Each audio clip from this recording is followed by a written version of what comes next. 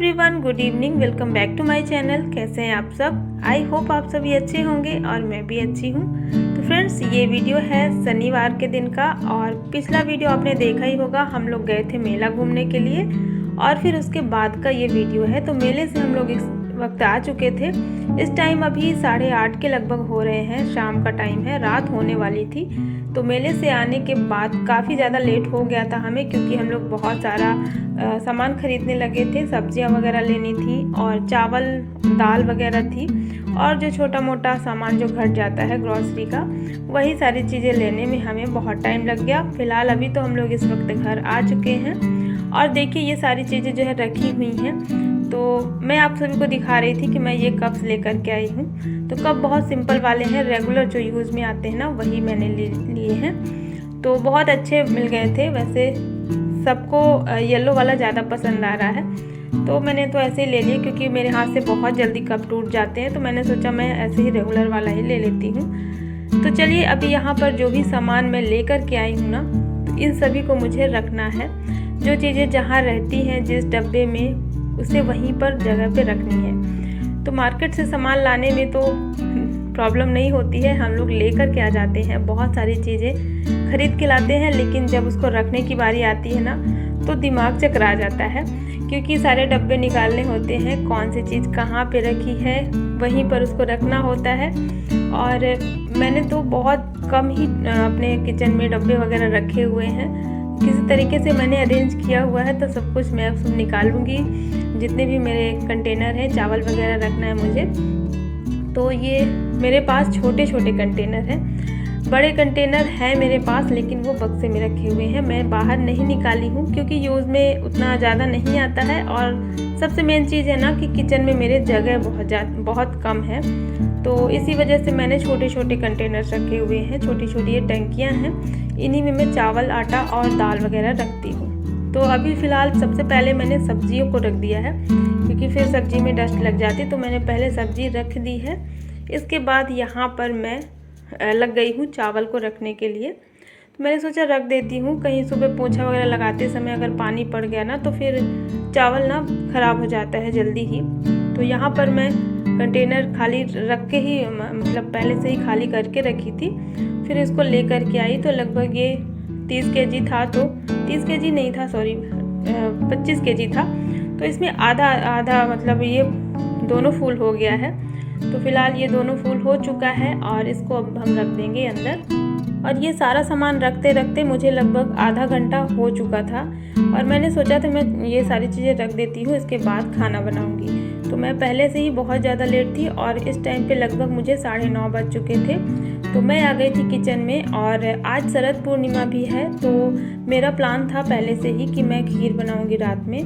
तो हमेशा ही मैं बनाती हूँ रात में चावल की खीर। तो आज भी बहुत मन तो नहीं था, लेकिन फिर भी मैंने सोचा कि मैं हर साल बनाती हूँ, तो आज भी मैं बना ही लेती हूँ। और सच बताऊँ तो बहुत ज़्यादा लेट भी हो रहा था, इस वजह से मेरा मन नहीं कर रहा था खीर वगैरह बनाने का।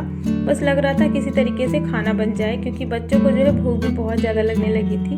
वहाँ पर भी आज कुछ भी खा कर के नहीं आए थे बच्चे, नहीं तो कुछ न कुछ खा लेते थे थोड़ा बहुत, लेकिन आज कोई कुछ भी नहीं खाया था। सब लोग आ चुके थे, तो बहुत ज़्यादा बच्चों को भूख भी लगी थी। तो बस मैं जल्दी जल्दी से सारा सामान रख करके और फिर लग गई थी। और जल्दी से मैंने गिलकी कट की है, गिलकी रेरुआ जिसको बोलते हैं, रेरुआ या नेनुआ, तो वही मैंने जल्दी से कट किया है। और उसके बाद सब्जी चढ़ाई, और वो बहुत तेज़ आंच में पकाई जल्दी जल्दी से। सब्जी जो है पक रही थी साइड में। एक तरफ मैंने जो दूध है ना, उसको चढ़ा दिया था उबलने के लिए। उसमें से थोड़ा सा मैंने रख दिया था, कल की चाय, सुबह चाय बनेगी ना उसके लिए। और बस एक तरफ रख दिया था मैंने थोड़ा सा चावल धुल करके। चावल जो फूल गया था, फिर उसको मैंने मसल करके और डाल दिया है दूध में। तो जब तक खीर पकेगी धीमी आंच में, क्योंकि खीर को पकने में टाइम लगेगा, तब तक मेरा इधर खाना बन जाएगा। और मुझे बहुत ज़्यादा हड़बड़ी हो रही थी, लग रहा था मैं कैसे करूं, क्योंकि बच्चे ना बार बार खाना मांग रहे थे, मम्मा भूख लगी है, खाना दीजिए। और जब मेरा खाना टाइम से नहीं बन पाता ना, तो मुझे बहुत घबराहट सी होती है अंदर से। मुझे लगता है क्यों नहीं बन पा रहा है। फिर मैं पछता भी रही थी कि मैं कल भी रख सकती थी ये सारा सामान, लेकिन फिर भी क्या कर सकते थे, लेट तो हो ही गया था। तो फिर मैं लग गई थी जल्दी जल्दी से, और मेरे दोनों हाथ चल रहे थे। एक तरफ खीर चला रही थी मैं, और एक तरफ इधर सब्जी पक गई थी मेरी। तो फिर मैंने सोचा अब लेट हो रहा था ना, तो गर्मा गर्म से पूड़ियाँ तल लेती हूँ। तो फिर मेरे दिमाग में ऐसे ही कुछ हो जाता है, जैसे कभी अगर लेट होता रहता है ना, तो मैं थोड़ा सा अपना दिमाग लगा लेती हूँ कि मुझे जल्दी वाला काम करना है। तो पूड़ी क्या है ना, जल्दी बन जाती है और गर्मा गर्म पूड़ियाँ तो अच्छी भी लगती हैं। वैसे मैं पूड़ी जल्दी बनाती नहीं हूँ क्योंकि हस्बैंड को मेरे उतना ज़्यादा नहीं पसंद है, लेकिन आज लेट हो रहा था, इस वजह से मैंने सोचा मैं पूड़ियाँ ही तल देती हूँ। और गर्मा गर्म पूड़ियाँ फ्राई करती जा रही थी और बच्चों को मैं बुला के दे रही थी। थाली वगैरह मैंने किसी के लिए नहीं निकाली थी, बस यहीं से निकाल दे रही थी और बच्चों को बुला दी थी कि अपना अपना आकर के ले जाओ। तो तीनों बच्चों को मैंने बुला कर के पहले दे दी थी खाना। 3 मतलब मेरे जो भांजे हैं और मेरे दोनों बच्चे, बस पहले मैंने तीनों को दे दिया था। और खीर मेरी अभी भी पक ही रही थी, मतलब वो मैंने इसको धीमा कर दिया था तो वो पक ही रही थी। तो इधर मेरी सब्जी बन गई थी और फटाफट से मैं पूड़ियाँ तलती जा रही थी और बच्चों को खाना दे रही थी। और हाँ, अगर लेट होता है ना कभी, तो फिर पूड़ियाँ तलने से बहुत सारे फ़ायदे रहते हैं कि जल्दी खाना बन भी जाता है और साथ ही साथ ना गैस का जो प्लेटफॉर्म है किचन वाला, वो इतना ज़्यादा गंदा नहीं होता है, तो साफ़ करने में भी बहुत ज़्यादा टाइम नहीं लगता है, जिसकी वजह से हमें लेट नहीं होता है, मतलब हम सारे काम जल्दी से कर लेते हैं। तो इसलिए मैंने फटाफट से जो है पूड़ियाँ फ्राई कर दी हैं और बच्चों को पहले खाना दिया, इसके बाद फिर मम्मी जी को, फिर हस्बैंड को खाना दिया। और जब सबका खाना हो गया ना, तब जाकर मेरी जान में जान आई कि चलो मैंने सबको खाना दे दिया है। और ज़्यादा टाइम नहीं हुआ था, लगभग 10 सवा 10 बजे तक में सभी का खाना जो है हो चुका था। तो जब सब लोग खाना खा लिए, उसके बाद थोड़ा मुझे सुकून मिला। उसके बाद मैंने अपना किचन वगैरह साफ़ किया जल्दी से, और बर्तन रात में ही मैं धो ली थी। थोड़ा सा लेट तो हुआ था, लेकिन फिर भी मैंने बर्तन रात में ही धुल लिए थे। उसके बाद अब मुझे वीडियो की एडिटिंग करनी थी, तो वो सब करके फिर मैं अभी इस टाइम पे सुबह में मिल रही हूँ आप सभी से। सुबह उठते ही पहले मैंने झाड़ू लगा लिया है पूरे घर में। और हाँ, एक चीज़ और बताना था आप सभी को, जो खीर मैंने बनाई थी ना, वो शरद पूर्णिमा के दिन जो बनाई जाती है, उसके लिए मैंने बनाई थी कि मैं रात में बाहर रखूँगी। लेकिन फिर अचानक से 10 बजे अन्या बोली, मम्मा आज तो चंद्र ग्रहण पड़ रहा है। तो फिर मेरे दिमाग में आया, क्योंकि मैं जल्दबाजी में खाना बनाई थी ना, इसलिए मुझे बिल्कुल भी याद नहीं रहा कि आज जो है चंद्र ग्रहण पड़ रहा है, वरना मैं खीर बनाती ही नहीं। लेकिन क्या कर सकती थी, जब बन गया तो उसको फेंक भी नहीं सकते ना। तो फिर मैंने क्या किया कि उसमें 5 से 6 पत्ते तुलसी के डाल दिए थे, क्योंकि ऐसा मानते हैं कि अगर कोई खाना बच रहा है, अगर आप नहीं फेंकना चाहते हो, तो उसमें आप तुलसी के पत्ते डाल दो, तो वो शुद्ध रहता है, अशुद्ध नहीं होता। फिर मैंने क्या किया, उस टाइम पे रात में किसी ने भी खीर नहीं खाई, मैं उसको रख दी थी तुलसी के पत्ते डाल करके। बाकी खाना वगैरह तो ख़त्म हो चुका था। फिर ये सुबह में जब मैं उठी ना, तो फिर पूरे घर की साफ़ सफाई की, क्योंकि ग्रहण के बाद जो है पूरे घर की साफ़ सफाई करना होता है। वैसे भी सुबह का टाइम था, तो मैंने पूरे घर की सफाई जैसे मैं हमेशा करती हूँ, तो फिर मैंने कर ली है। बालकनी वगैरह मैंने अच्छे से धुल लिया है ऊपर से पूरा। तो यहाँ पर फ़िलहाल सुबह के टाइम पे पूरे घर की जो है सफाई हो चुकी है मेरी। और इसके बाद फिर मैं नहा करके खाना बनाऊंगी। और रात में मुझे बिल्कुल भी याद नहीं आता कि ग्रहण पड़ने वाला है। तो ऐसा हो जाता है कभी कभी ना, हम जब जल्दबाजी में कुछ करते हैं, मेरे दिमाग से तो अक्सर ही निकल जाता है कि क्या है क्या नहीं। जब मैं बहुत जल्दी कोई काम करती हूँ ना, तो फिर मैं कुछ चीज़ें भूल जाती हूँ। फ़िलहाल यहाँ पर सारे काम हो चुके हैं मेरे, और फिर मैं नहा के आ गई थी पूजा करने के लिए। तो आज संडे का दिन था और बच्चों की आज लास्ट छुट्टी है। कल मंडे से जो है बच्चों का स्कूल है। यहाँ पर मैं पूजा करके और फिर किचन में आ गई थी। और ये देखिए, मैंने साबूदाना भिगो के रखे थे, तो साबूदाना की जो है खिचड़ी मैं बनाऊंगी। पोहे जो बनते हैं व्रत में जो खाए जाते हैं, ये वही वाले हैं। तो इसको मैंने सुबह 6 बजे ही भिगो के रख दिया था, और इसमें बहुत ज़्यादा पानी नहीं डाला था मैंने, जितने साबूदाना जितना था उतना ही मैंने पानी डाला था। बस 3-4 बार इसको अच्छे से धुल लिया था, ताकि इसमें जो वाइट निकलता है ना स्टार्च, वो साफ़ हो गया था। उसके बाद भिगो के रख दिया था, तो 2-2.5 घंटे में ये अच्छे से फूल चुका था। और चलिए अब इसको बना लेते हैं नाश्ता, आज का संडे का ब्रेकफास्ट। तो यहाँ पर मैंने पनीर ले लिया है, हरी मिर्च, और ये मूंगफली है जिसको मैंने थोड़ा सा भून लिया है, थोड़ा सा नहीं अच्छे से भून लिया है, जैसे मूंगफली को हम भूनते हैं। और ये है हरी मटर, फ्रोजन मटर है ये।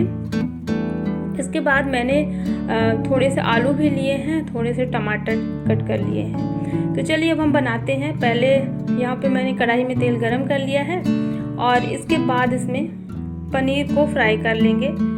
जितना भी पनीर है सबको फ्राई करके और मैं निकाल लूँगी। तो पनीर थोड़ा ज़्यादा ही मैं फ्राई करूँगी, ज़्यादा मतलब इसका जब कलर थोड़ा ज़्यादा हो जाए, जैसे गोल्डन हो जाए उतना ही फ्राई करूँगी और फ्राई करके निकाल लूँगी। आप चाहें तो पनीर नहीं भी डाल सकते हैं, मेरे घर में सभी को पसंद है तो इसलिए मैं ऐड करती हूँ। और यहाँ पर पनीर को पकने में थोड़ा टाइम लग रहा था, तो हस्बैंड जाएंगे मेरे ऑफिस और इस वक्त अभी लगभग ना 8:30 बज चुके थे। तो चलिए फटाफट से बनाते हैं साबूदाना की खिचड़ी। और जब अभी नवरात्र का टाइम चल रहा था ना, तो उस टाइम पे मैं नहीं बना पाई थी, इसलिए मैंने सोचा कि मैं ये बनाती हूँ। और ये साबूदाना की खिचड़ी ना मेरी बेटी को बहुत ज़्यादा पसंद है। तो यहाँ पर पनीर जो है फ्राई हो चुके हैं और इधर सबसे पहले 1 चम्मच जीरा ऐड करेंगे इसमें। जैसे जीरा चटक जाएगा इसके बाद इसमें ऐड कर देंगे हरी मिर्च, और हरी मिर्च के बाद इसमें ऐड कर देंगे आलू। वैसे आलू आप चाहें तो उबली हुई ले सकते हैं, उबली आलू भी इसमें अच्छी लगती है, लेकिन मैंने ना ऐसे ही लिए हैं, पतले पीसेस में कट किए हैं मैंने और इनको मैं अच्छे से फ्राई करूँगी तो इनका टेस्ट बहुत ही अच्छा लगेगा। तो जैसे ही जो हरी मिर्च है ना वो चटक जाएगी, इसके बाद इसमें आलू डाल देंगे। और जब आलू अच्छे से पक जाए ना, जैसे ब्राउन हो जाएंगे भुने हुए से, उसके बाद इसमें हम टमाटर ऐड कर देंगे। तो साबूदाना की खिचड़ी तो मैं तो कुछ इस तरीके से बनाती हूँ फ्रेंड्स, आप लोग बताइएगा आप लोग किस तरीके से बनाते हैं। तो यहाँ पर ना मैं मूंगफली के दानों को अच्छे से मतलब उसका छिलका अलग कर ली थी, निकाल ली थी छिलका, और वो जो दाने हैं ना मोटे मोटे थे तो उनको मैंने थोड़ा सा इस छोटी वाली ओखली में ना कूट लिया है। मतलब बहुत ज़्यादा बारीक भी नहीं किया है, बहुत ज़्यादा बड़े भी नहीं दाने। जैसे एक मूंगफली के 5 से 6 टुकड़े हो गए थे, इस तरीके से थोड़ा सा ऐसे ही मैंने कूट करके और रख लिया था। और इसमें मूंगफली ऐसी ही अच्छी लगती है, आप चाहें तो मिक्सी में भी थोड़ा सा एक बार घुमा सकते हैं 1-2 सेकंड के लिए, लेकिन मिक्सी में क्या है ना बहुत ज़्यादा बारीक हो जाता है, पाउडर बन जाता है, तो इसलिए मैंने इसमें ऐसे ही कर ले लिया है। तो इसका टेस्ट बहुत ही अच्छा लगता है इसमें। इस तरीके से अब बनाएंगे ना तो साबूदाना की जो खिचड़ी है बहुत टेस्टी बनेगी। और अगर आप ऐसे ही ऐड कर देंगे मूंगफली के दानों को तो वो फिर अलग अलग से रहते हैं, मतलब साबूदाने में चिपकते ही नहीं हैं। तो देखिए यहाँ पर आलू जो है एकदम से ब्राउन हो चुके हैं। इसके बाद इसमें टमाटर ऐड कर देंगे और टमाटर डालने के बाद तो हमेशा ही मैं इसमें नमक डाल देती हूँ ताकि जो टमाटर है वो अच्छे से गल जाए।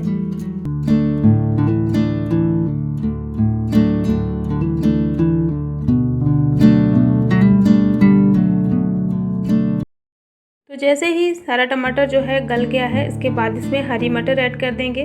और वैसे भी मटर तो पकी हुई है, ज़्यादा इसको नहीं पकाना है। इसके बाद इसमें पनीर ऐड कर देंगे। तो पनीर में जो है नमक वगैरह अच्छे से मिक्स हो जाएगा क्योंकि इस पर नमक डला हुआ है, ये जो टमाटर और आलू है। और बस पनीर को चलाने के बाद थोड़ी देर में इसमें डाल देंगे ये जो फूले हुए साबूदाना है। तो ये साबूदाना मैंने बड़े वाले दाने लिए हैं, 2 तरीके से आते हैं, एक छोटे दाने वाला आता है और एक बड़े साइज़ के दाने आते हैं। तो जो बड़े वाले होते हैं वही मैंने लिए हैं। और जो खिचड़ी है ना ये साबूदाना की, ये बड़े दाने की ही अच्छी लगती है। तो यहाँ पर मैंने साबूदाना डाल दिया है और गैस की आंच को बहुत ही कम कर दिया है ताकि नीचे से चिपके नहीं तो ये कढ़ाई में चिपकने लग जाता है। तो बहुत ही लो कर दिया है मैंने गैस की फ्लेम को और इसको धीमी आंच अच्छे से चलाते हुए थोड़ा सा पका लेंगे। और अगर आपका साबूदाना बहुत ज़्यादा फूला हुआ नहीं है, थोड़ा सा हार्ड है, तो आप इसको थोड़ा देर तक ऐसे ही धीमी आंच में पकाएंगे ना तो ये बहुत अच्छे से पक जाएगा। और अगर साबूदाना अच्छे से फूल गए हैं तब तो कोई बात नहीं, ये बहुत जल्दी ही पक जाएंगे। मतलब आप इसको 2 मिनट के लिए धीमी आंच में ऐसे घुमाएंगे तो बहुत बढ़िया से पक गए हैं। और ये देखिए कितने बढ़िया खिले खिले से साबूदाना की जो खिचड़ी है वो रेडी हो चुकी है। और इस तरीके से बनाने से ना साबूदाना की जो खिचड़ी है वो चिपकती नहीं है। वैसे ज़्यादातर क्या होता है वो चिपक जाती है और पूरा जैसे बंद सी जाती है ना, तो वो अच्छी नहीं लगती है खाने में। और इस तरीके से अलग अलग हो गई है ये। तो चलिए अब इसमें ऊपर से डाल देते हैं हरा धनिया, जिससे ये और भी सुंदर दिखेगा और टेस्टी भी लगेगा। और यहाँ पर मैं इसको कर दूँगी मिक्स और फिर दे दूँगी सभी को। तो तो पतिदेव का टाइम हो चुका है। और वैसे आज संडे है तो थोड़ा सा लेट चलता है, 10-5 मिनट। तो फ्रेंड्स, आप चाहें तो साबूदाने की खिचड़ी को दही के साथ में भी खाएं, बहुत ही बढ़िया लगता है। यहाँ पे मैंने दही नहीं जमाया था आज, तो इसलिए मैं ऐसे ही दे रही हूँ। और साथ में है खीर। ये जो खीर मैं कल रात में बनाई थी ना, उसी में तुलसी के पत्ते डले हुए थे, तो इनको हटा के और फिर मैं दे दूँगी सभी को। और बस आज का हमारा ये जो नाश्ता था संडे स्पेशल, तो ये हो चुका है सभी का। और फिर इसके बाद का जो टाइम है, बर्तन वगैरह मैं सेट कर दूँगी जो रात के रखे हुए थे। तो इस वीडियो को मैं यहीं पर ख़त्म करती हूँ फ्रेंड्स। आई होप आप सभी को पसंद आया होगा, और पसंद आए तो प्लीज़ लाइक ज़रूर कर दीजिएगा। चैनल पे नए हो तो सब्सक्राइब भी ज़रूर कर लीजिएगा। चलिए फ्रेंड्स, मिलती हूँ आपसे एक नए ब्लॉग के साथ। तब तक के लिए thank you, bye bye, take care.